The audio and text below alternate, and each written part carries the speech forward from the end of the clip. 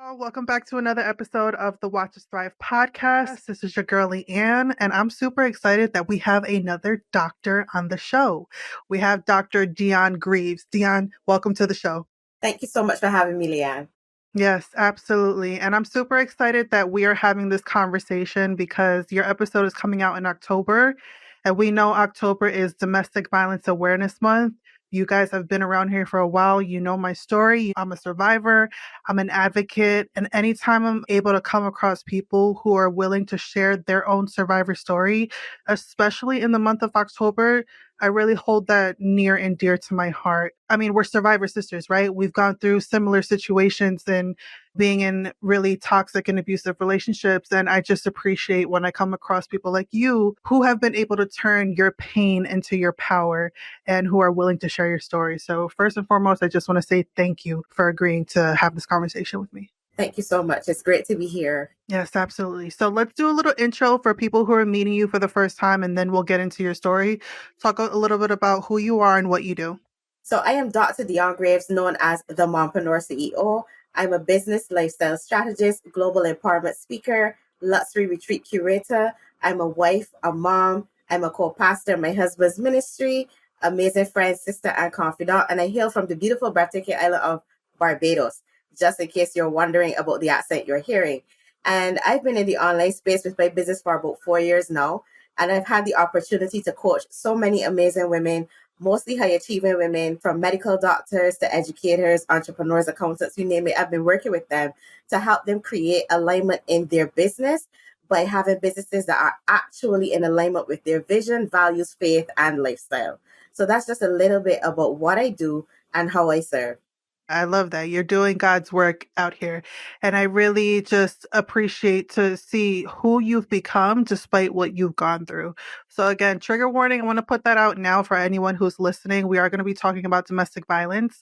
So I would love for you to share about your journey through that and a little bit of the backstory of what you dealt with when you were in an abusive relationship.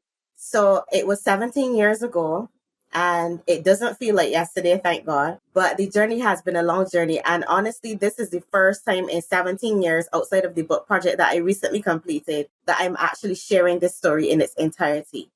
And one of the things for me is I didn't want to be the person to rat out somebody or make them look bad in people's eyes. And it's coming to the point of realizing that, you know what, this is my story. I've got to tell my story. But more importantly, I got to give people the opportunity to get free from situations like this, and having to come to the point where I recognize, look, you're actually protecting this predator. So you got to speak up.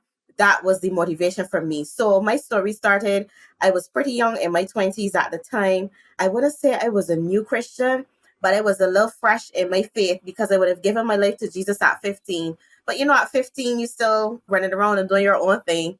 But I was recording music because at the age of 18, I would have had an accident and I was paralyzed on the left side of my body. And through that experience, I told God if I recovered, I would commit my life fully to Him.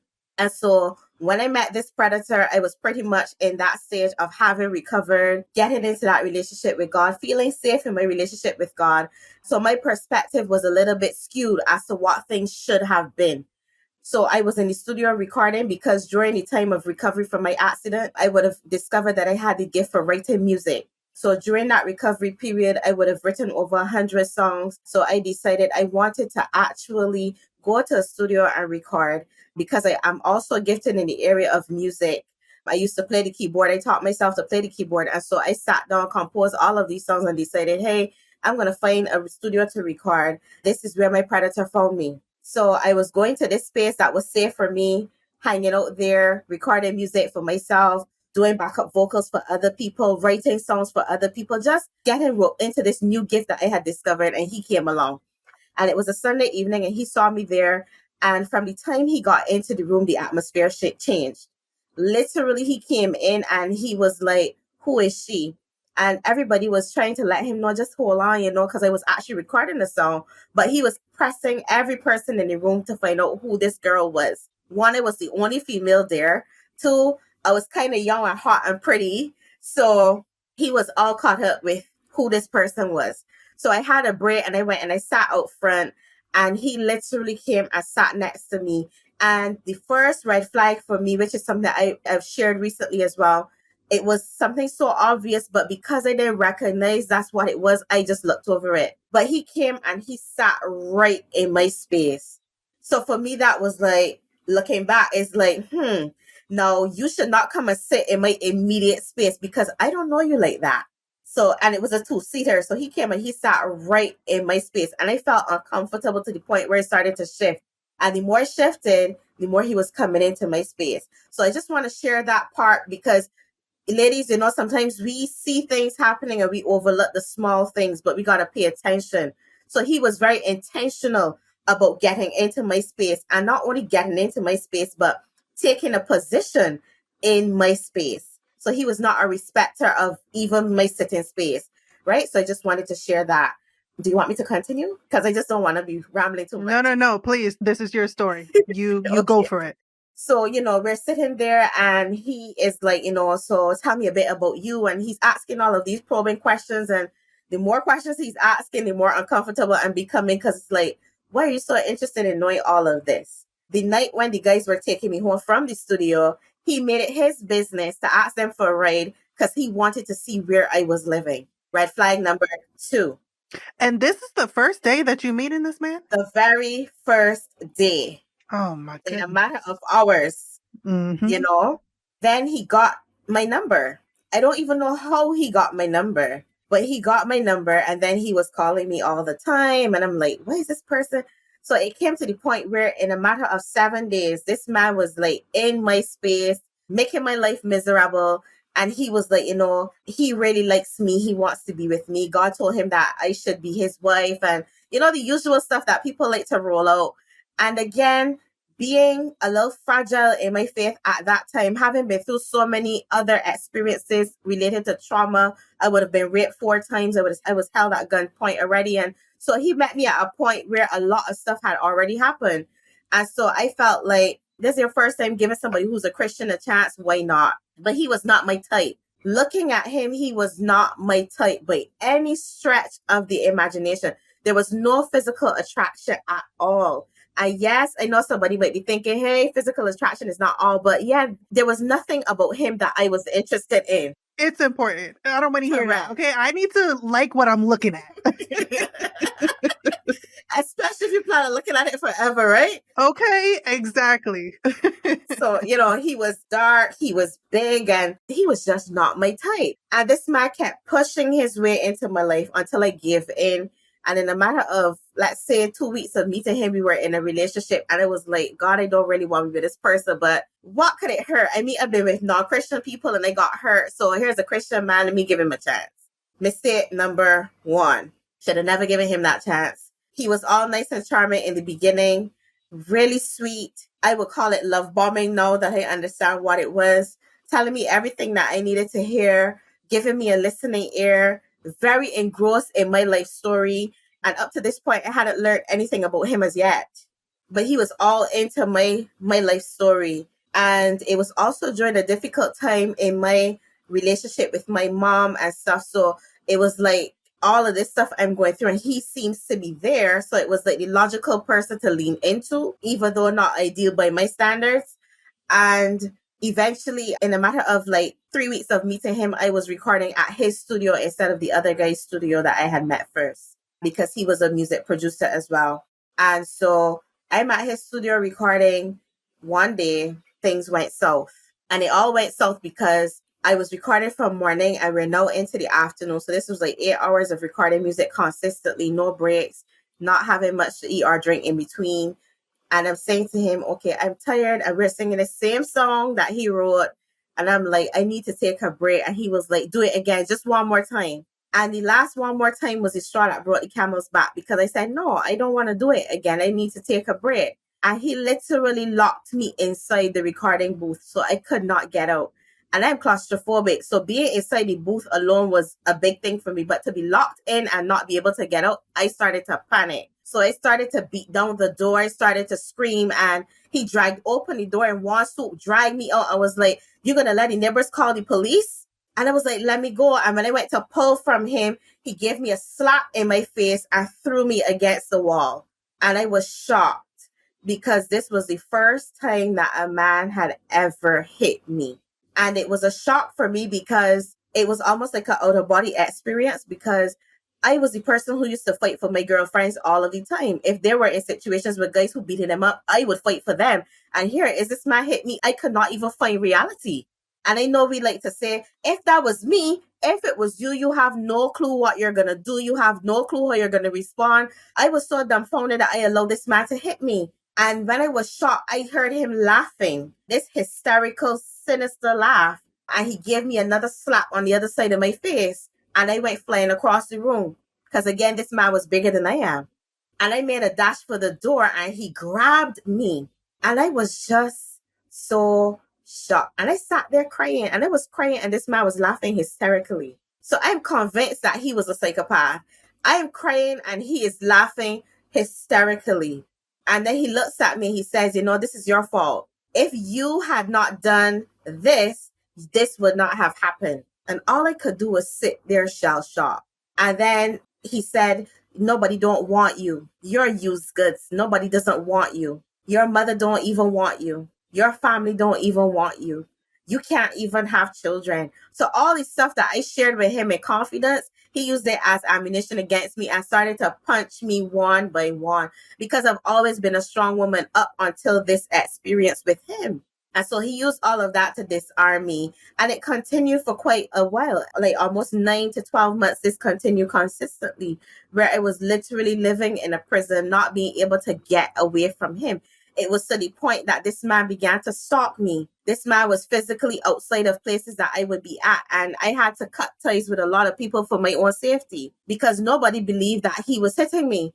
I told my reverend, and my reverend was like, oh, no, that's not true. He told me that y'all were this and that. And this is a man that I introduced to everybody that he knew in my life. And I felt like they should have taken my word because they knew me. And I guess some people felt it hard to believe because I was this strong, because I had a little gangster life at one point in my life. So people don't believe that this girl will allow somebody to do this to her. And he's calling around saying, I can't find her. I can't find Dionne. I don't know. I'm concerned for her. And people are giving him critical information about my whereabouts, thinking that he's trying to help me when this man was trying to kill me. And it came to a point where a friend of mine came into the island. She was in seminary school in Jamaica, and her assignment got switched to Barbados, and she came. And she and I were staying together. I didn't tell him where I was staying. I had given her one of my phones to use, and he kept calling this phone all the time, although he knew that she was the person using this phone. And she was like, what's going on? She was like, something is wrong. I said, no, everything is good. She said, no, there's something wrong. And you need to tell me. No, this girl hadn't seen me in like 20 years, but she knew something was wrong. And eventually I opened up to her and I said to her, look, this is what's happening. And she said, listen, you need to get out. So she was making preparations for me to relocate to Trinidad with her family. That didn't work out. A relative of mine was trying to get me to Kenya. That did not work out. This man was just terrorizing my life. I could not sleep. I could not eat. I started to begin to live like a recluse, trying to get away from him. I could not go to church. I couldn't go to any of the arenas that I was used to, because he knew every place that I would frequent. And so it was like there was no peace. And it came to a boiling point. And I remember going to his pastor, and I said to his pastor, look, this man is terrorizing my life. And I explained to the pastor what was happening, and the pastor spoke to him. And the man called me. He said, listen, you went to my pastor for me? You went to my pastor for me? When I'm done with you, only God can help you. I'm going to chop you to fine pieces. And I remember sitting in that room with my friend, and I said to her, because funny enough, we had to relocate from the house we were staying at originally and move to another house because he was outside the house stalking, to the point that her husband flew into Barbados to make sure she was going to be safe. And so we relocated, and I sat in that room and I said, God, it can't continue like this. I don't know how I get here, but I need you to get me out. I cannot do this. And I literally had a vision in that room. And the Lord spoke to me and said, first of all, I saw David. I saw Goliath. I saw all of the people that I knew behind Goliath standing. And there was this huge force field between David and Goliath. And the Lord said to me, this is me. And if he reaches around me to touch you, he's going to drop dead. Because this man was intent on taking my life. He was going to take my life from me. And so I went to God. And God put a stop to this madness, because I don't know how I would have gotten out of it. I don't know if God revealed it to him. I really don't know how it happened. But after that day, he stopped calling me. You never heard from him again? No, I heard from him after, but the repeated calls and stuff that I was getting, the terrorization that was going on. Let me tell you how bad it was. This man literally hacked my email account. I've never given him a password to anything. He hacked my Facebook account at the time. At the time, there was also High Five. He hacked my High Five. He hacked Reverb Nation. Everything that I had, he hacked. He took over my profiles and started using a lot of abusive language and doing the worst on my profiles. And people were reaching out to me. I got banned from ministry because of the behavior he was carrying on my page. That is insane. I know. I literally had to shut down everything, every single thing. And for about 3 years, I stayed quiet in my own country, couldn't leave my house. And this thing went on for 5 years before it came to a complete stop. I would have seen him in public, and the entitlement that he felt when he saw me, the power that he felt when he saw me. He walks up to me, he touches me. And the thing is, I didn't see the person that touched me, but I knew it was him. It's like every hackle in my body rose. And it was like, who is this and why are you touching me? And I spun around. I said, listen to me. Don't you ever put your hands on me again. You don't have the right to touch me. And this fool laughs. Because for him, it's like, It's no big deal. And I walked up to him and this was the first concert I went to in like 3 years because of this. And he touches me and I knew it was him. People said, the Bible says that, the lady touched Jesus' hem of the garment and he virtue left his body. When this man touched me, something enraged me and I knew it was him. And so I went up to him and I said, so he was standing with this young lady and I said, I want to talk to you. He said, whatever you have to say, you can say in front of her, this is my wife. No, mind you, there's a woman that's big pregnant, like almost 7 months pregnant for this man, 6 months, 7 months pregnant and stuff. And there's a backstory to that, but that's for a whole other time. And I don't know what he told her, but I knew her. I don't know what he told her, but she was in this relationship with him and they're married. She's big pregnant. He got her pregnant first, which was the plan to get me pregnant so he could get me trapped. But God did not allow that to happen with me. And I thank God, right? So I said to him, listen, don't you ever put your hands on me again. The next time, oh, what did I do you? I ain't do you nothing. I was like, this person crazy? I ain't never do you nothing. Why do you? Oh my gosh, you're going to treat me so. And I'm like, you crazy. Like, I was convinced and still convinced to this day, this man is crazy. Fast forward, he and this lady got married, had a child, and he started to pummel on her too as soon as the child was born. About 3 years ago, she reaches out to me and she says she wanted to connect with me on social media. I said to her, no, your husband is a terrorist. And she said to me, but we're not together anymore. We're going to get divorced. I said, I don't care. I don't want to be friends with you. And I cut that off because she has been in and out of that relationship with him for the last 17 years. So I don't know if it was him talking through her profile. I don't know. So I'm not getting involved. I'm out of that. And so this is a journey that I've experienced with that. I had to do some healing. Yes, I would love to talk about that. Like, first of all, thank you so much for sharing that. You didn't have to go as in much detail as you did, but I appreciate you painting the picture because this is a reality that a lot of us deal with when it comes to being in these abusive relationships. And I always start off with like the dark and heavy stuff, but I don't like to stay there, especially for people who can see themselves in our stories. So let's talk about the healing. What has that been like for you? And how has that experience played a role in how you show up in your business and how you help women with the work that you do? So for me, the healing was a tough journey initially. I had severe anxiety to the point that I could not sleep. I would be laying in my bed shaking just because of the triggers. And it didn't help that I had neighbors that used to fight. So I had a man and woman in front of me who would fight all the time. So that was a trigger in itself for me. And having to pretty much rebuild my life from scratch because I lost my church family. I lost all of my friends. I lost everything. He took everything away from me. So I went to therapy a couple of times and the therapist wanted me to talk about the experience. And I was not in that place to talk about it. It was too difficult. It was too triggering for me to talk about it. And so I'm going to share this because a lot of people don't understand when you go to therapy, it's not always easy to talk about your situation and it's okay. All right. I want you to know that it's okay because your journey to healing is exactly that. It is your journey. And then she said to me, well, I can't help you. The only thing I recommend to you is to get hypnotized. And I said to her, nobody ain't hypnotizing me, so no, I'm not doing it. She said, well, only God can help you.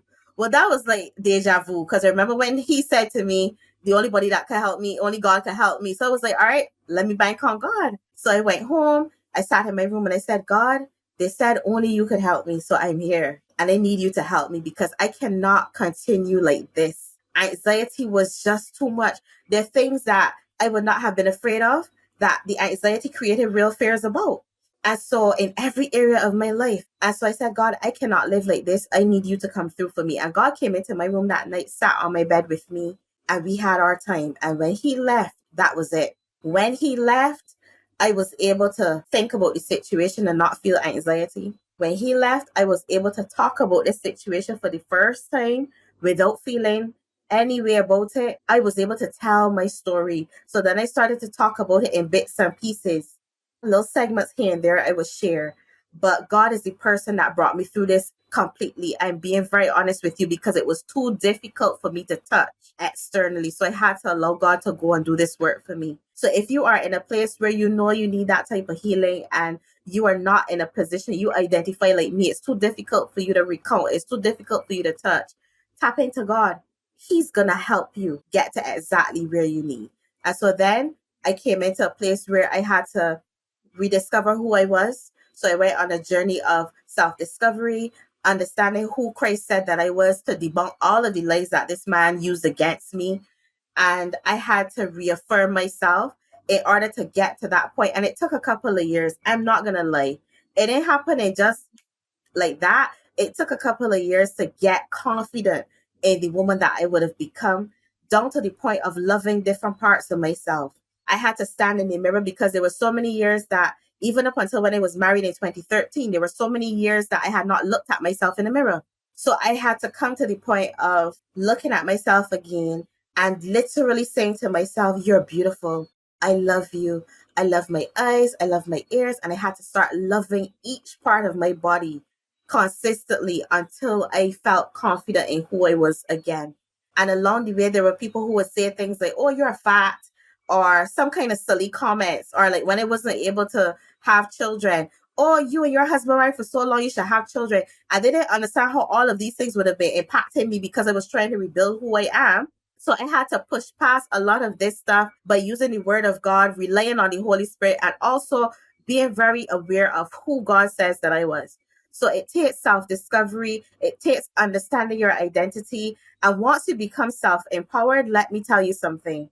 You are completely unstoppable. You are a force to be reckoned with. And so this is what was the key to me being able to show up in the way that people see me now. So when I pour into the lives of women, I'm not pouring from a place of knowledge in the sense that, oh, I read this in a book.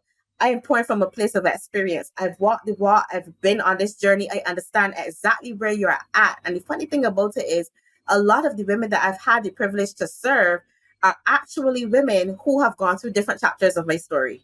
Mm-hmm. Absolutely. I appreciate that so much.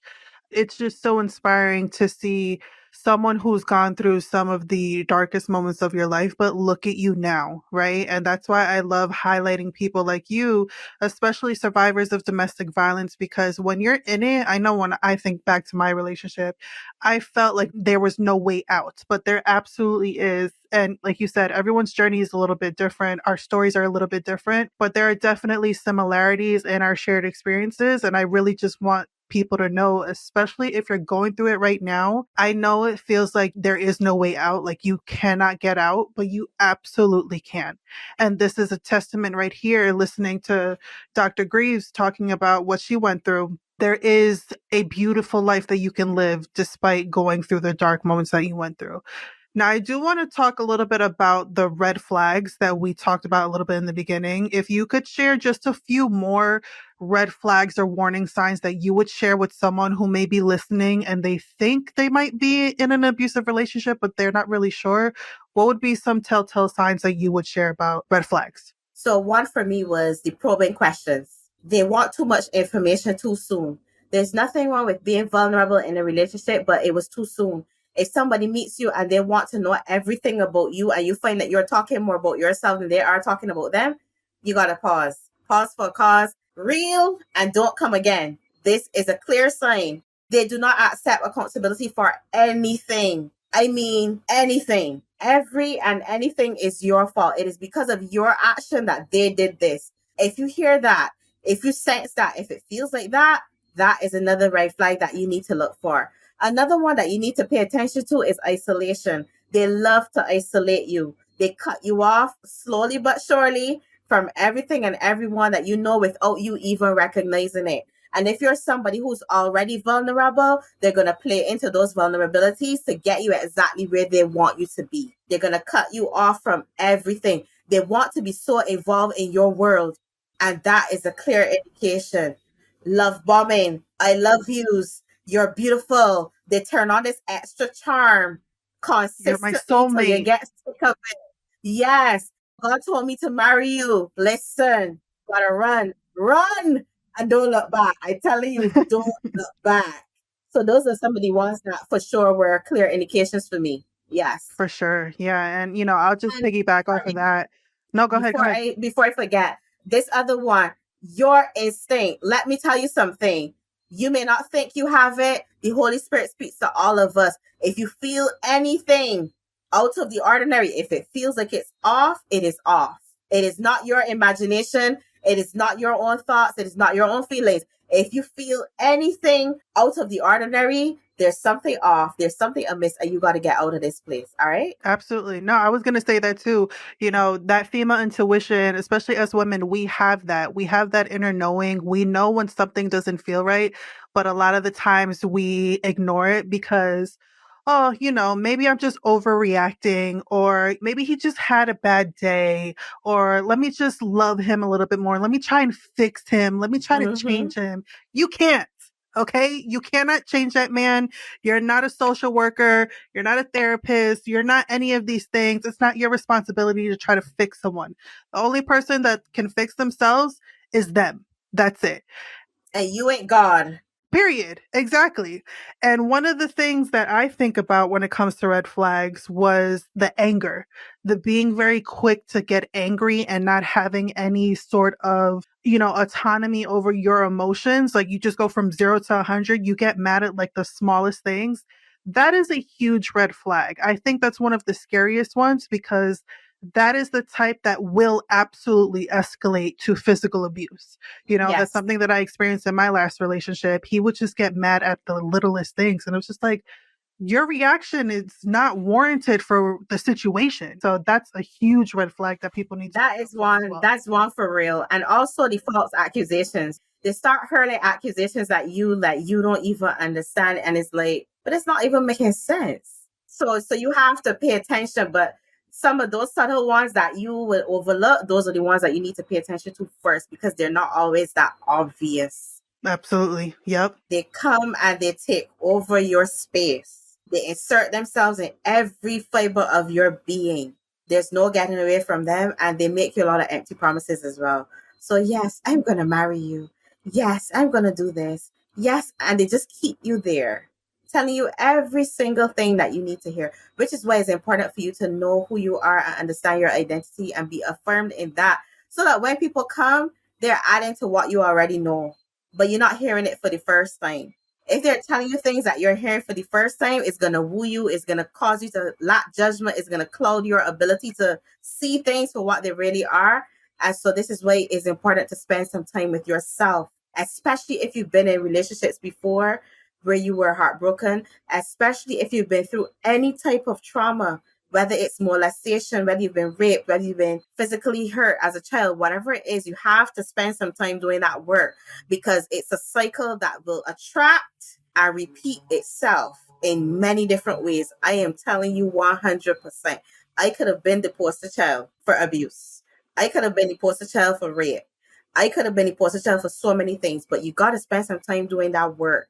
It is difficult, it is challenging, it is painful, but it is not as painful as putting yourself through a torturous situation with no way out. I am telling you. Yeah, she is preaching, y'all. And, this is what I talk about this all the time. That's why I've been so focused on my own healing journey, my situation happened back during the pandemic, and I ended that relationship in 2021. And since then, it's 2024 when we're recording this. I have been so focused on pouring back into Leanne because I knew if I would have just jumped into another relationship after that last one, like what I used to do, I was going to repeat the same cycle over and over. And I always like to say that my come to Jesus moment was when my ex boyfriend tried to kill me. That's what really shook me to my core. That's what really made me stop and be like, okay, we have to do something different because what is going on? Every single relationship that you're getting in is being a little more toxic than the last. So that's why, like, I'm such a proponent for take some time to be alone. As uncomfortable as it is to be alone, y'all, especially my women, when you really get to know yourself and you get to put enough time in between, especially if you dealt with a really toxic and abusive partner, you really need to take the time to get to know you because you lose yourself when you're in these types of situations. And I'm sure you can relate to that. For sure. And get rid of the stuff that the people give you. You know, y'all like to hoard things in boxes and keep, oh, well, this boyfriend gave me this and this. Throw out those things. You're holding on to these ties, these soul ties that are not necessary. You need to break free completely. Anytime you end a relationship, give back everything. If they don't want it, get rid of it. Don't keep it. I don't give it to anybody because, especially with an abusive type of relationship, I'm not giving nothing that this person gave me to nobody for nobody to pick up those same type of spirits. You understand me? Get rid of the stuff. A lot of us are afraid to spend time with ourselves because we're afraid of who we will find out that we are. So I want somebody to think about that. Some of you don't know who you are and you're afraid, you're terrified. So you're always around people trying to push out the noise, but you got to spend some time with yourself. This is how you're going to know what you need to work on. This is what you're going to know. Hey, this is who I am. So when the counterfeit shows up, you can push that off because you already know. They're not telling you nothing new. Yes. Oh, The she's person who preaching. walks up to you and says, oh, you're so beautiful. You're so gorgeous. I know. Thank you. And keep it Yep. moving. You understand? So Exactly. you got to Yes. listen to me. You got to get a broad back in this season. You understand? And if I came back from this, trust me, you can bounce back from anything. And one of the most amazing things that I found from my situation is that the person who was saying that they love you so much, you would never believe how much they were out to kill you at the end of all of this. Absolutely. And that's the scary part. Like you think you go into these relationships not thinking this man is going to try and kill me. We enter into these relationships out of love, out of care, out of wanting to spend the rest of our lives potentially with this person. And then to realize that, oh my God, this was really like the devil. That's how I look at my ex-boyfriend. He is literally a monster. Listen, this one for sure is the devil. He was and still is the devil. I'm telling you, it was to the point that I was having nightmares. Listen, I was having nightmares of getting married and going to my honeymoon suite, and this person turned from the groom into a gray, slimy beast on repeat. It came to a point that I was terrified of getting married. Imagine, I wanted to marry my entire life. And after this experience, it was like, because I was like, this person will split the switch and I ain't ready for that. You understand? But again, you got to take a pause. You got to detox. You got to decompress. You got to decommission that whole experience so that you could sit down and when all the haze is gone, you can actually see things for what they really are. And get you some good people in your life that are going to tell you the truth. You hear what I tell you? We say we want to hear the truth, but the people who actually tell us the truth, we don't want to hear them. Get you some people that are going to tell you the truth because let me tell you something. The truth is going to set you free. If you have people in your life who are going to be in agreement because they love you, you got problems. You need people to tell you the truth because they love you. It is not, I endorse you because I love you, I'm going to go along with you. It doesn't work like that. You need somebody to pull you up and say, hey, sis, no, this can't work. This is not good for you. And you got to be okay with that. You want to hear the real truth and not the truth that you want to hear because it's going to save your life. I'm telling you. Absolutely. I mean, I talk about that all the time. When I started taking inventory on my own life, started taking accountability and realizing I did play a role in that relationship being so toxic, not taking responsibility for what he did to me, but taking responsibility for what I chose to continue putting up with, seeing for what it was and trying to change it or fix it, knowing that that's not my responsibility. So I think when people really get to that point to really take that accountability and have those people in their lives that are not the yes men that are going to tell you the truth, as painful as it is, that can absolutely change your life. I want to ask you, since we're talking about supporters on the outside looking in, what would be a piece of advice through your lived experience being a survivor of domestic violence on how people on the outside can support someone who's either in an abusive relationship or coming out of it and really need that support around them? What would you tell them on how they can best support that person? One, tangibly and intangibly. A lot of times people sit down and say, okay, I'll pray for you. Pray for them, pray with them, but do all you can to help them. They actually need your help. And one of the things for me going through my situation, I did not have that type of support apart from the one friend that helped me. I didn't have that type of support because when I went to the police for help, the police said to me, because I wasn't married to this man, they couldn't help me. There was no safe space. There was no safe house for me to go to because I wasn't married to him. I didn't have any children. And I know sometimes it can be very frustrating being on the outside and not understanding what this person is going through, why they keep going back to these situations. One thing I would say, don't judge them, because until you've been in a situation like that, you do not understand, you do not know how you're going to respond. These people rob us of our identity. They take everything from us. They strip us. A lot of the women that you see in domestic violence situations were not always weak. They have been some of the strongest women that you know who got decommissioned. And so they need that safe space. Speak the truth in love and do all you can to support them and to help them get out. Pray for them, pray with them, but provide resources and always be that listening ear. Do not turn your backs on them, because trust me, they need you. And it may take a while. It may feel really frustrating, but help them as best as you can by being there without the judgment. They don't need the judgment, because guess what? We are already being judged when we're in those situations. He's judging us and we're judging ourselves even harder. I couldn't agree with you more.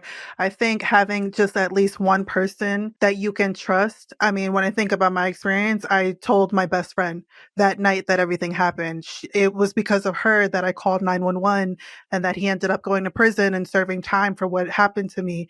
But it was because I let go of that shame. I let go of that guilt. I let go of that embarrassment that a lot of us hold on to, which is why a lot of the times we stay in these situations because, like we said before, we didn't go into the relationship thinking this was going to happen.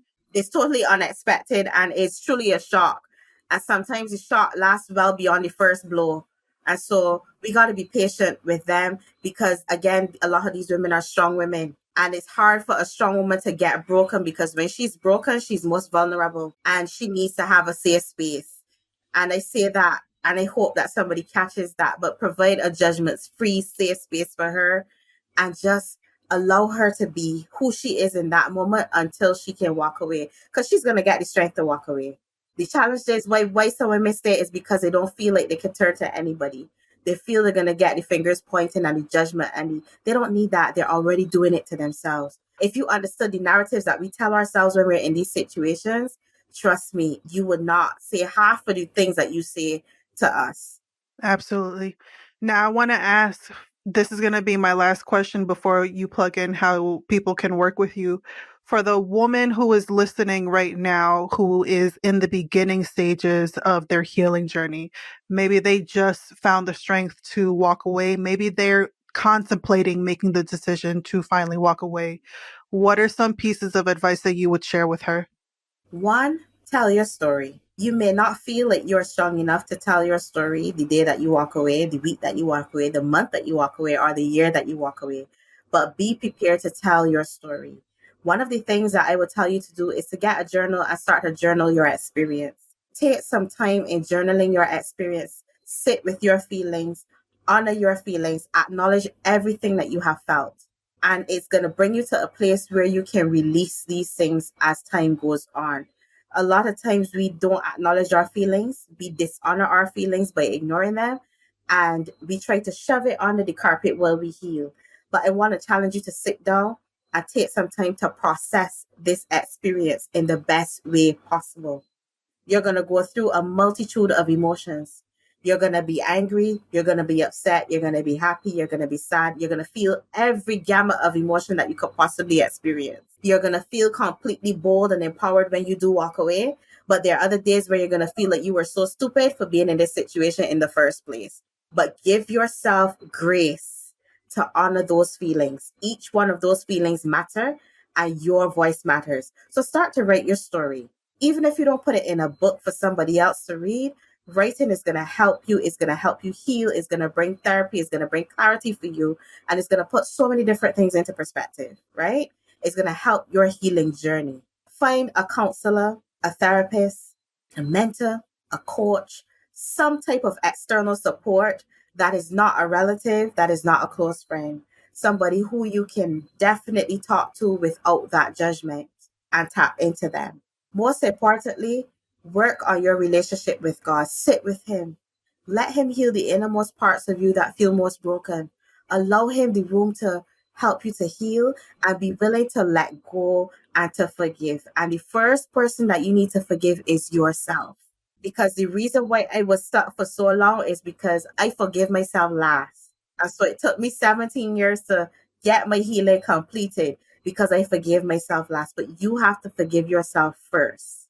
And most importantly, affirm yourself in your newfound identity. Remember that you are bold, you are confident, you are courageous, and you can do anything. This is not the end of your story. This was just a chapter in your story. This was just a paragraph in your story. It doesn't have to be the whole book. So you have the power to write a brand new narrative. And there are women out here like me who have been on this journey and we were able to get up. And so you can get up. And remember, the day that you walk away, you are 10 steps ahead of somebody else who's still there in their situation. So clap and give yourself a win for that. Celebrate your wins and keep moving. Round of applause. I could not think of a better way to end this conversation. Dr. Dionne, I just appreciate you so much. I'm so glad that the internet brought us together. You are such an inspiration to so many. I want you to plug in how people can work with you, any events or anything that you have coming up that you want to share. And yeah, the floor is yours. Of course. So you can connect with me on Facebook. I live, eat, and breathe on Facebook. If you type in Dr. Dionne Greaves, if you type in the Mompreneur CEO, you're gonna find me. I'm gonna pop up for you. Right now, I have a book releasing in a few days called Empower Her, Elevate, and Alleviate. So every woman who's listening to this podcast, please go and get this when it goes live. When you come onto my page, all of the information will be there for the bestseller campaign. You'll be able to get it in a digital copy. You'll be able to get it in hardback or paperback. And this compilation was done with 13 authors, and each of these women have some amazing, powerful stories of healing and their journey of empowerment. So there's a story in here for you if you are 10, if you're 12, if you're 25, if you're 45, if you're 50, if you're 30, there's something in here for you. And so I would love for you to tap into that. Also, I have Empower Her Conference coming up next month, October 19th here in Barbados. So if you want to plug into that, there will also be the opportunity for you to do that virtually or in person. And again, you can get my details when they go on my page. Alternatively, if this podcast has been a blessing to you and you want to connect with me for coaching, mentorships, or speaking opportunities, feel free to email me at info@dionnegraves.com. info@dionnegraves.com. Yes, I'm going to leave all her info in the show notes. Once again, I just want to say thank you so much. You are such an inspiration. It's like watching a light. I see the light in you. Despite what you've gone through, I just want to commend you so much for paving the way for others to find the strength within themselves to be able to one day share their own story of survival. So thank you. Thank you so much for what you're doing. Thank you for having me, Leanne. Thank you.